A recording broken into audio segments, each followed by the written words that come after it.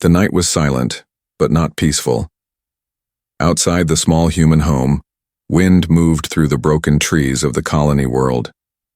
The house was old, its walls cracked from years of storms. Inside, a boy sat awake, staring at the ceiling.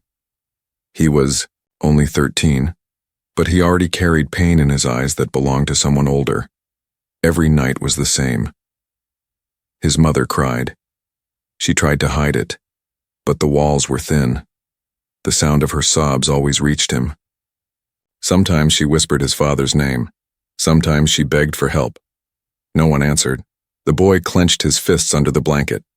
His father had gone away months ago, leaving on a mission to the outer zones. He promised he would return. But he never did. The alien patrols said nothing. The human council said nothing. And the neighbors, the few humans who still lived in the colony, kept their heads down. Everyone was too afraid. But the boy was not only sad. He was angry. That night, he walked to the window and looked outside. The sky was red with the light of the alien station above the planet. Huge, silent, and full of power, it floated in orbit like an eye watching everything below. The aliens controlled the colony. They decided who lived, who worked, and who vanished. Humans were weak in their eyes. Disposable, the boy whispered. "Why won't anyone help my mother?" His breath fogged the glass. He was about to turn away when he saw it. Movement in the dark forest near the edge of the colony. At first he thought it was the wind, but then he saw something else. A single glowing eye. It was faint, but real. Watching. He froze. His heart beat hard against his chest. The eye disappeared. The boy backed away from the window, his mind racing. Was it one of the alien soldiers? Or was it something worse? He had heard stories from the older humans, stories about shadows in the forest, creatures used by the aliens to hunt. No one ever came back when those creatures followed them. He tried to calm himself, but then his mother cried out from her room. Her voice was broken and tired, the voice of someone who had lost all hope. He could not stay in bed anymore. He walked quietly to her door. She sat on the floor, her face hidden in her hands, a small photo of his father beside her. "Mother," the boy whispered. She looked up, her eyes red. She tried to smile, but the smile was weak. "Go back to sleep," she said softly. "You don't need to see me like this." The boy stepped forward. "I saw something outside," he said. "Something was watching us." Her face went pale. For a moment, she looked more afraid than sad. "Close the curtains," she told him quickly. "Do not look outside again, do you hear me?" He wanted to ask more, but her tone was sharp. He obeyed, pulling the curtains across the window. Still, the fear inside him did not fade. That night he lay awake listening. The wind howled. His mother cried again, softer now, as if she was trying to fight the sound back. And then, just before sleep took him, he heard something else. A voice. It was not human. It was metallic, broken, like a signal trying to break through. It came from the old radio his father used before leaving. The radio was supposed to be dead, out of power, disconnected from the network. But now it crackled with life. The voice said only one word: help. The boy shot up in bed, his eyes locked on the radio. The sound vanished. Silence returned. He sat frozen, unsure if he had dreamed it, but deep inside, he knew it was real. The next morning, the colony looked the same as always. The alien patrols walked the streets, their armor shining in the weak sun. Humans lowered their heads as they passed. The boy walked beside his mother, holding her hand. She looked fragile, like a bird with broken wings. But inside, the boy carried something new. A question, a mystery. If the radio spoke, if the signal came from somewhere, could it be his father? And if it was, what had happened to him? That night, the boy sat by the window again. His mother had finally fallen asleep, her face still wet with tears. The boy waited, staring at the forest. Hours passed, the sky turning darker, the alien station glowing above like a red wound in the heavens. Then, it came again.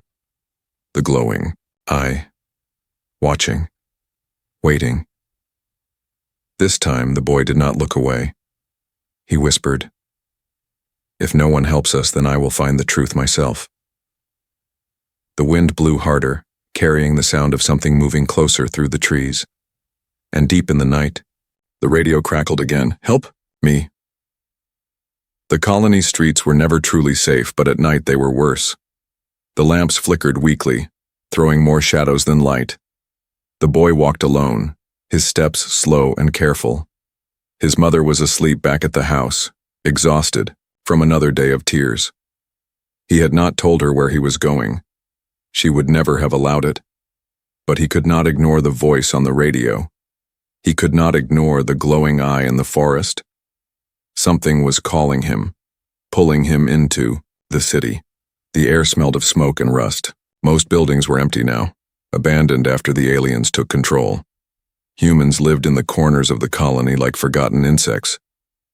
The boy passed cracked walls, broken signs, and doors that hung open with nothing inside. Every step echoed, too loud. He stopped. There was breathing behind him. He spun around, but the street was empty. The wind whispered through the ruined windows. He swallowed hard and forced himself to keep walking. His heart beat faster. Up ahead was the old city center. Once it had been filled with shops, laughter, and light. Now it was only silence. The aliens rarely came here. They preferred their own zones, their tall towers and clean halls. For humans, this was a ghost place. The boy walked into the square. Dust covered the ground like snow. Then he saw something that made his stomach twist. Footprints, fresh ones. The prints appeared one after another, moving across the dust. But there was no one there. No figure, no shadow. Only prints walking by themselves. The boy froze, his mouth dry. He wanted to run, but his legs would not move. Then he heard voices, not human voices, alien ones. Rough, sharp, like knives scraping metal. He crouched behind a broken wall and listened. "Another human missing," one voice said. "No, one cares, weak creatures," another answered. "The tests will continue, the machine grows stronger." The boy pressed his hand to his mouth to stop a gasp. They were talking about humans, about more humans taken. Was this what had happened to his father? The alien's footsteps came closer. The boy held his breath. Through a crack in the wall he saw them, two tall soldiers in dark armor, their helmets glowing faint green. Their weapons hung at their sides. They laughed in their cruel, cold way as they walked past. One of them carried something. The boy squinted and his chest tightened. It was a broken communicator. His father's communicator. He knew it by the mark on its side. A small scratch shaped like a star. His father had once told him it was a lucky mark. The soldier tossed it to the ground as if it was trash. The boy's whole body shook. He wanted to scream, to attack, to demand answers. But he stayed hidden. He knew if he made a sound he would die before he could take another breath. The aliens moved on, their voices fading into the distance. When the silence returned, the boy crawled out and picked up the communicator. He held it tight in his hands. His father had carried this. His father had been here. And if the communicator was here, maybe. His father was still alive. The boy's heart burned with a new fire. He put the communicator into his pocket and looked up at the empty city around him. Suddenly, it did not feel so empty anymore. The walls seemed to watch. The shadows seemed to move closer. He turned to leave, but then he saw something in the distance, a shape at the end of the street. It stood tall and thin with limbs too long for any human, its head tilted as if curious. Its body flickered like it was not fully solid. The boy blinked, and the figure was gone. But the fear it left behind stayed. He ran. His footsteps pounded on the ground, echoing through the silent streets. He did not stop until he saw the weak light of his own home in the distance. When he entered, his mother was still asleep, curled on the bed, holding the photo of his father. He closed the door quietly and leaned against it, his breath heavy. In his pocket, the communicator felt heavy too, like it carried a secret. He sat by the window, staring into the night once again. The alien station glowed red above the world, silent and cruel. His hands shook, but his eyes were steady. Now he had proof. His father had been close. His father had left behind a clue, and maybe, just maybe, his father was alive. The radio on the table crackled again. The boy rushed to it, hope rising in his chest. "Help. Me," the broken voice whispered. This time it was louder, clearer. The boy gripped the communicator in his pocket. He whispered back, though he knew no one might hear him. "Father, I will find you." Outside, the city stayed silent, but in the shadows the glowing eye returned, watching, waiting. The colony slept under the red glow of the alien station in orbit. But the boy did not sleep. He sat on the floor, the broken communicator clutched in his hands. His father's voice still echoed in his head. Weak, broken, but real. "Help me." The boy knew what he had to do. If the signal came from anywhere, it had to be from the giant station above. That was where the aliens took humans. That was where his father had vanished. But humans were never allowed there. The boy waited until morning. His mother begged him not to leave the house, her voice trembling. But he lied, saying he would only go to the market. She kissed his forehead and handed him a piece of bread. Her eyes were tired and her smile was weak. He left with guilt heavy in his chest, but his decision was already made. The landing docks were always busy with alien patrols and trade ships. The boy kept his head down, moving through the crowd of workers. He wore an old cloak that hid his face. His hands shook as he passed by guards in black armor. If they saw him, it would be the end. A transport ship was loading supplies. Its ramp was open, crates stacked high. The boy's heart raced as he slipped into the shadows and crawled under the cargo. The air smelled of metal and oil. He pressed himself against the floor, praying no one would notice. The engines roared. The ship lifted. His stomach turned as gravity shifted. He dared not breathe too loud. Minutes passed. Then footsteps echoed inside the cargo hold. Heavy, slow, getting closer. The boy held his breath. A shadow stretched across the floor. The sound of armor scraping metal filled the space. A voice growled, deep and alien. The footsteps stopped only a few steps away from him. The boy's heart hammered so loud he was sure it would give him away. Sweat ran down his face. Then, after a long silence, the footsteps moved on. The boy closed his eyes and swallowed a sob of relief. When the ship finally docked, the ramp lowered with a hiss of steam. The boy waited until the guards left before crawling out. The station was massive. Its halls stretched endlessly, glowing with cold white lights. Strange alien symbols covered the walls. He moved quickly, keeping to the edges, his small body hidden in the shadows. But then he heard it. A sound that froze his blood. Crying. Not alien crying. Human crying. He followed the sound down a dark corridor. The air grew colder. He reached a door made of black metal. Through a small gap he saw inside. Rows of cages. Humans sat inside them. Weak, dirty, their eyes hollow. Some were children, some were old. They whispered for help, but no one came. The boy's fists clenched. Rage filled him. This was what the aliens had done to his people. This was why no one returned. But then he saw something worse. A machine stood in the middle of the chamber, its wires running into the cages. Whenever the humans cried out, the machine pulsed with light. It was feeding on their pain. The boy pressed his back against the wall, his stomach twisting. He wanted to run in and open the cages, but he knew he could not. Not yet. Then a voice whispered behind him. "You should not be here." The boy spun around. A tall figure stood in the shadows. It was alien, but different. Its skin was pale, its eyes softer than the soldier's green glow.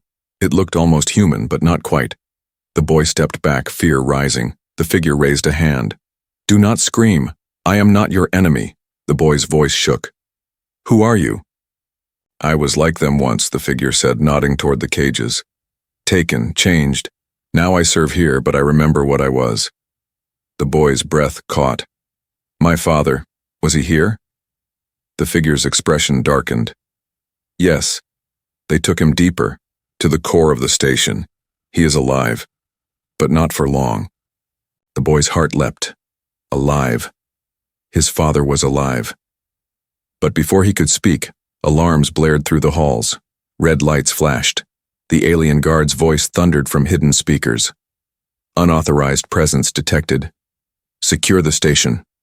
The boy's blood ran cold. They knew. The pale figure's eyes widened. Go. Now. Before they find you. The boy turned and ran, his cloak flying behind him. The hallways blurred as he sprinted. Boots pounded on metal behind him. Shouts echoed.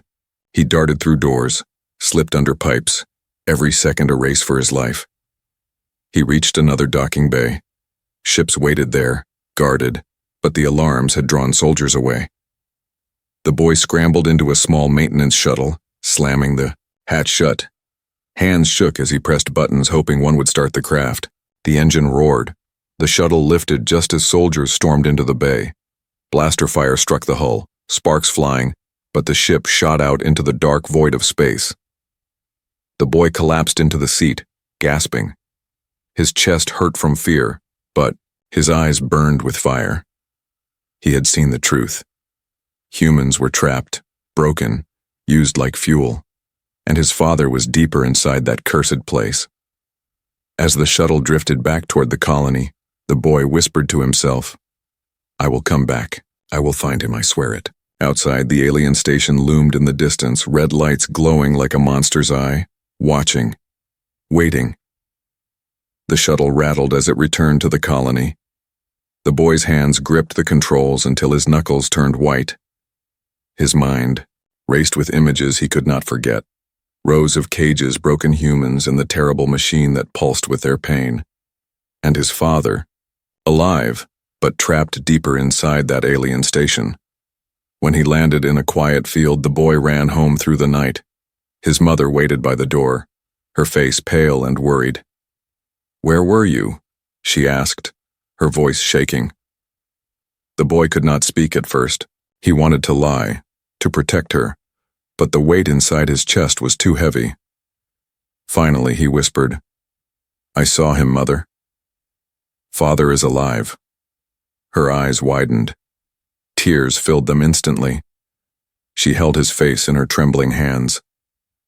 Don't say such things unless you are sure. I am sure, the boy said firmly. The aliens took him. They keep him on the station. I heard his voice. I saw their machines. He is still alive. His mother broke down, crying into his shoulder, but beneath her tears he felt her fear. Listen to me, she said quickly, almost in panic. If they learn you went there, they will come for us both. You must forget what you saw. But the boy shook his head. No, I cannot forget. Father needs us. I will not let him die in that place. That night he could not sleep. He sat by the broken radio, waiting, listening. Hours passed, and then it came again. His father's voice, weak, cracked, but real. Help. Me. The boy leaned forward. Father, I hear you. I will find you. The signal hissed and broke apart, but one more word slipped through. Machine. The boy's blood turned cold. His father was speaking about that machine, the one that screamed with human pain. The next day, the boy returned to the ruins on the edge of the colony. This time, he did not hide from what he sought. He followed, the sound of static on the communicator tracing it like a trail. The closer he came to the old tunnels beneath the colony, the louder the static grew. The air was damp and heavy. Strange marks glowed faintly on the walls.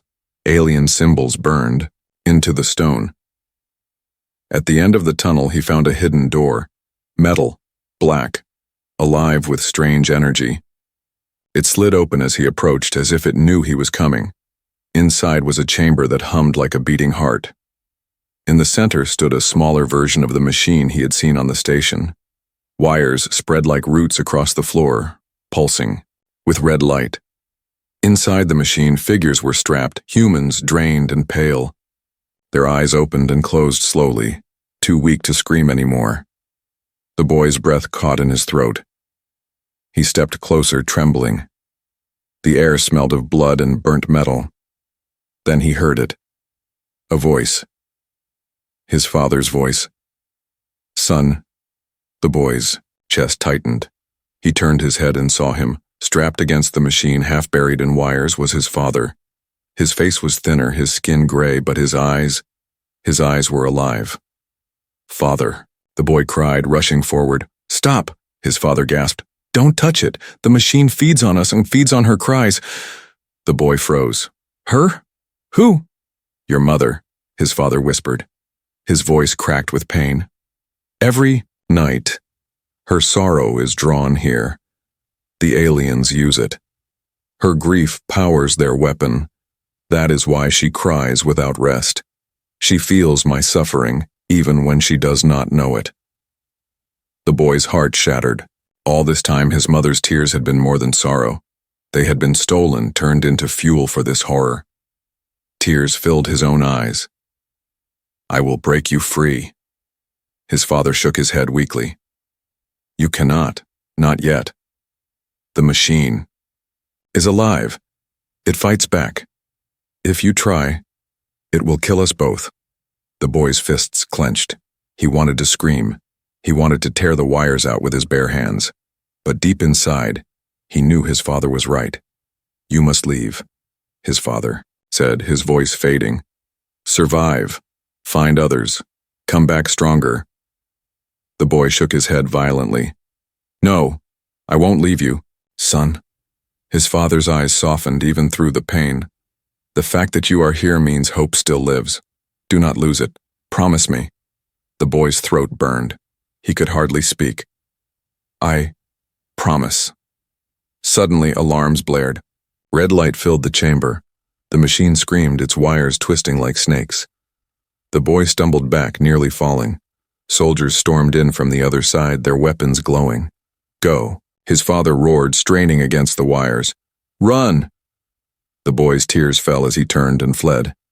He sprinted through the tunnel, the soldiers' shouts echoing behind him. The door slammed shut with a hiss as he escaped back into the ruins. He collapsed outside, gasping, his chest heavy with grief. His father was alive but chained to a nightmare. His mother's sorrow was being stolen every night to feed the enemy. The boy wiped his tears, his face hardening. He whispered to the night, "I will come back. I will burn that machine to ash. I swear."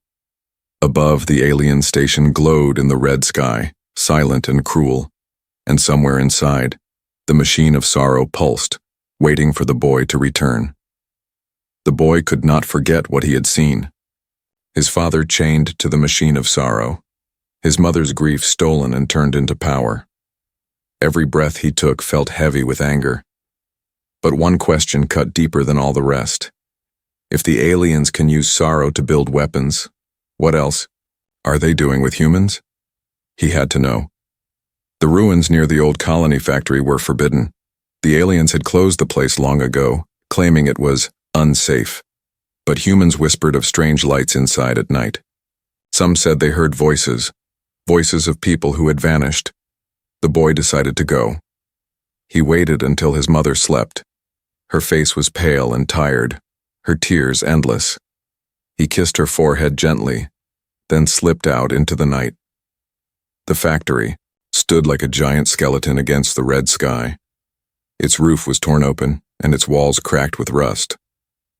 The boy squeezed through a broken door. The air inside was thick with dust and the smell of oil. For a while, there was only silence. Then, he heard a sound, metal scraping, slow, heavy, like chains being dragged across the floor. The boy hid behind a rusted machine. His breath came fast and shallow. The sound grew louder, closer. From the shadows, something stepped into the weak light. The boy's stomach turned. It was human, or at least it had once been. Its face was pale, its eyes empty. Wires ran through its arms and legs, and pieces of metal armor were bolted into its skin. It walked stiffly, like a puppet pulled by invisible strings. The boy almost screamed. But then he saw more of them. Dozens. Rows of broken humans marched into the open hall, their footsteps heavy, their breathing shallow and mechanical. Their eyes were blank, but their bodies obeyed some silent command. This was the broken army. Boy's chest ached. He recognized some of their faces, neighbors, workers, even children who had gone missing. Now they were half-machine soldiers, slaves to alien orders. He backed away slowly, his hands shaking. But his foot knocked over a loose pipe. The sound echoed across the hall. The broken soldiers froze. Then, all at once, their heads turned toward him. Their eyes glowed faint red. The boy ran. His footsteps thundered on the floor as the broken army chased him, their voices moaning like ghosts. He darted through corridors, turned corners, and squeezed through gaps, but they kept coming, relentless, tireless. He stumbled into a smaller chamber and slammed the door shut. His chest heaved. He pressed his ear against the metal, hearing the pounding footsteps on the other side. Then, he realized he was not alone. A figure sat slumped in the corner. Its body was half machine, its arm replaced by metal, but its eyes flickered with something human. The boy gasped. "You're one of them!" The figure raised its head weakly. Its voice was rough, broken. "No, not fully. Not yet." The boy stepped closer, fear and pity fighting inside him. "Who are you?" The half-machine soldier coughed. I was part of your father's unit. We fought together, before they took us." The boy's heart pounded. "You knew my father?" The soldier's dim eyes softened. "Yes. A strong man. Brave. He fought until the end.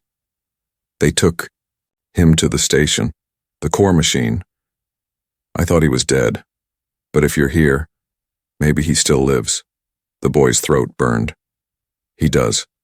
I saw him. They're keeping him alive. For the machine." The soldier's jaw tightened. "Then listen to me. The army you saw, they are slaves. But inside, some memories remain. Sometimes we remember who we were. Sometimes we fight the commands." The boy's eyes widened. "Then you can help me?" The soldier nodded weakly. "I will, but hurry, the others are coming." The door shook violently. The broken army pounded on it, their moans filling the air. The soldier pushed himself to his feet, his metal arms sparking. "I will hold them off. You must leave." The boy shook his head. "No, you'll be killed." "I am already half dead," the soldier said with a sad smile. "But you still carry hope. Take it. Carry it for all of us." The boy's eyes stung with tears. Slowly he nodded. The soldier slammed his metal fist into the wall, opening a hole. "Go!" he shouted. The boy crawled through just as the door burst open. The broken army flooded in, their red eyes glowing. The last thing the boy saw was the soldier raising his metal arm to fight, his voice roaring like thunder. Then the boy was in the night again, running through the ruins, his heart heavy. Behind him he heard screams, human and machine mixed together. When he reached home, dawn was breaking. His mother was awake, her eyes red from another night of tears. She rushed to him and held him tightly. He held her back, trembling. He could not tell her what he had seen, not yet. It would break her. But inside, he carried the truth. The aliens were building an army of broken humans. His father's friends, his people, all turned into weapons. And yet inside their twisted shells, pieces of humanity still lived.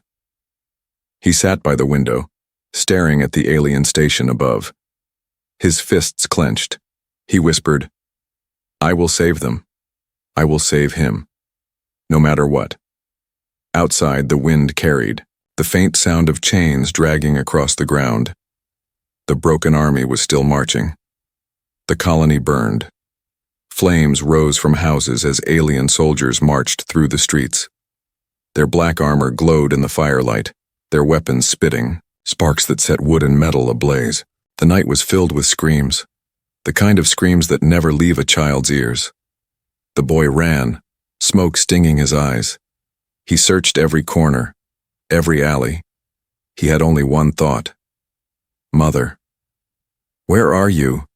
he cried, his voice breaking. He heard her scream. His heart nearly stopped. He turned and saw them, two alien soldiers dragging his mother toward a transport ship. She kicked and fought, but their claws dug deep into her arms. "Let her go," the boy shouted, his voice raw. The soldiers turned, their glowing helmets fixed on him.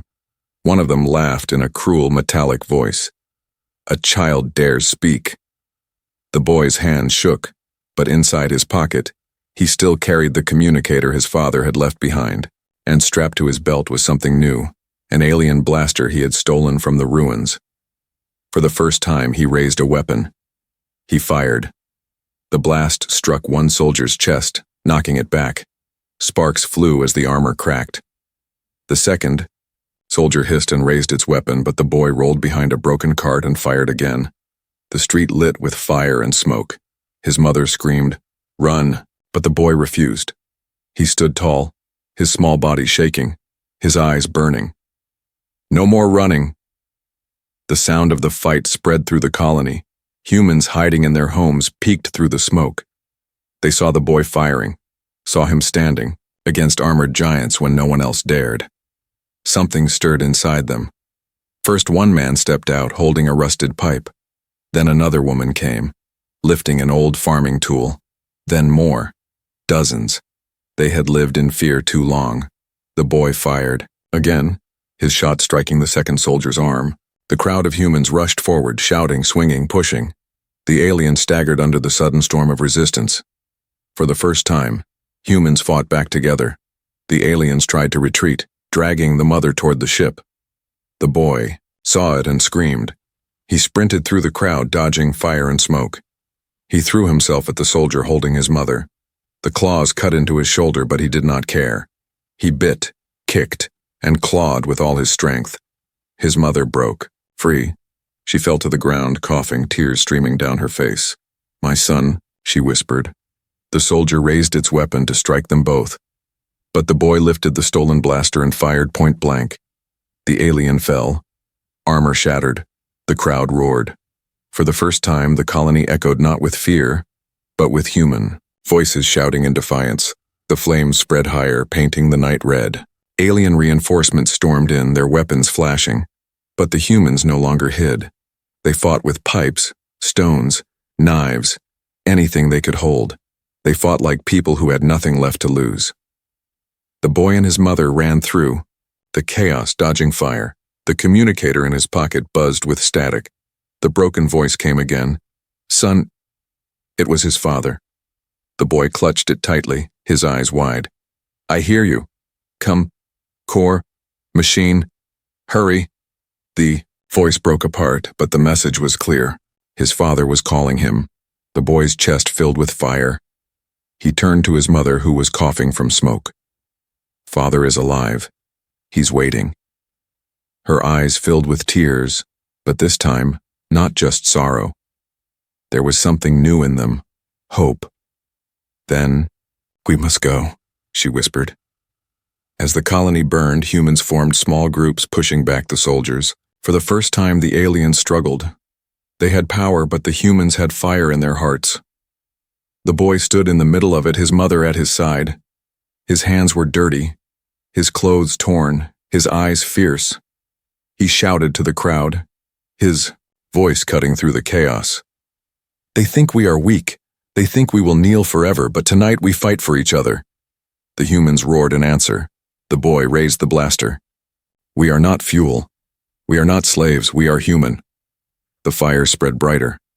The aliens fell back, surprised at the sudden storm of resistance. When the battle slowed, the boy and his mother escaped into the ruins. They hid in the shadows, their breaths heavy. His mother held his face. "You are so much like him." she said softly. Your father would be proud.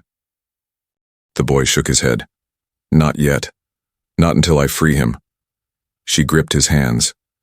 Then we will do it together. For the first time, the boy did not feel alone. Above, the alien station glowed in the sky, red and cruel. But now, when he looked at it, he did not feel only fear. He felt rage. He felt fire, and deep in his heart he knew the humans had taken their first step toward rebellion. The fight was far from over, but for the first time, victory did not feel impossible. The alien station hung above the burning colony like a giant red eye. Its glow covered the land, watching, waiting. Inside its metal heart, the machine of sorrow screamed with stolen human pain. The boy stood at the edge of the ruins, his mother by his side. In his hand, he held the broken communicator. His father's weak voice still echoed through it. Cor, hurry. He knew this was the final step. If he wanted to save his father, if he wanted to end the nightmare, he had to go back into the forbidden station. This time, he would not go alone. Behind him, dozens of humans gathered. Their faces were tired, dirty, and scarred. But their eyes burned with new fire. They had fought in the colony. They had tasted courage. Now they were ready to fight again. The boy raised the communicator high. My father is trapped inside that machine. The aliens are using him, using all of us. If we do nothing, they will take every human until we are gone. But if we fight... His voice broke, then grew strong. If we fight, we can end this. Tonight, the humans roared. For the first time, the boy felt their strength behind him. Humanity was no longer silent. The stolen shuttle roared into space. The boy, his mother, and the humans squeezed inside, carrying stolen weapons and tools. Their faces were pale with fear, but none turned back.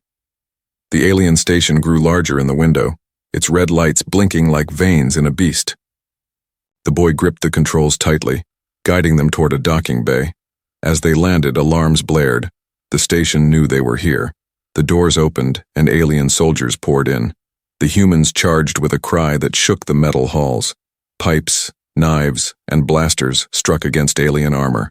The boy fired his weapon, his mother at his side, her eyes fierce. The battle spread through the station like fire. The boy ran deeper into the halls, guided by the communicator's broken signal. Cor, here, his father's voice whispered. The closer he came, the louder the machine's hum grew. It shook the walls, rattling his bones. Finally, he reached the chamber. The machine of sorrow towered before him, its wires glowing red. Strapped to its center was his father, weak and pale, his body tangled in cables. His eyes opened slowly when he saw the boy. Son, the boy's throat tightened. I'm here, Father. I'll free you. His father shook his head weakly. No, you cannot destroy the machine by pulling wires. It is alive. It will fight you. There is only one way. The boy stepped closer. Tell me. His father's eyes filled with sorrow. The machine feeds on me. If I die inside it, the energy will overload. It will tear the station apart. The boy froze. No, I came to save you. His father's voice broke. You are saving me. You are saving all of us, but you must let me go. Tears burned the boy's eyes. His hands trembled. I can't lose you again. His father's gaze softened. You will not lose me. I will live in you, in your mother, in every human who fights after tonight. Promise me you will carry the fire. The boy sobbed, but he nodded. I promise. The chamber shook as aliens stormed in, blasters fired, sparks flying. Humans rushed to block the doors, shouting and fighting. The boy grabbed his father's hand one last time. It was cold, weak, but strong in spirit. His father smiled faintly. I am proud of you. Then his eyes closed. The machine screamed as his father's body went still. Its lights blazed bright red, too bright to look at. The wires thrashed like snakes. The walls shook violently. Run! Someone shouted. The boy's mother grabbed his arm, pulling him away. Together they ran through the burning halls as the machine tore itself apart behind them. The station groaned, metal splitting, fire spilling through the corridors. Humans and aliens clashed, then scattered as explosions tore the structure apart. The boy and his mother reached the shuttle. They launched just as the alien station collapsed in a storm of fire. Pieces of metal rained down into space, glowing like falling stars. The machine of sorrow was gone. The shuttle drifted in silence. Inside, the surviving humans sat quietly, staring at the burning wreck of the station. Their eyes were full of pain, but also something new: hope. The boy sat with his mother, holding the communicator. It was silent now. No more voice, no more static, only memory. Tears slid down his cheeks. His mother wrapped her arms around him, her own tears falling. "He gave everything," she whispered. The boy nodded. His voice was small but steady. "We will give everything too. For each other. For humanity." He looked out the window at the stars. For the first time, they did not feel distant. They felt like a promise. The boy whispered to the darkness, "We are human. We fight for each other. And we will never kneel again." The stars shone back at him, silent witnesses to the rise of a people who refused to be broken.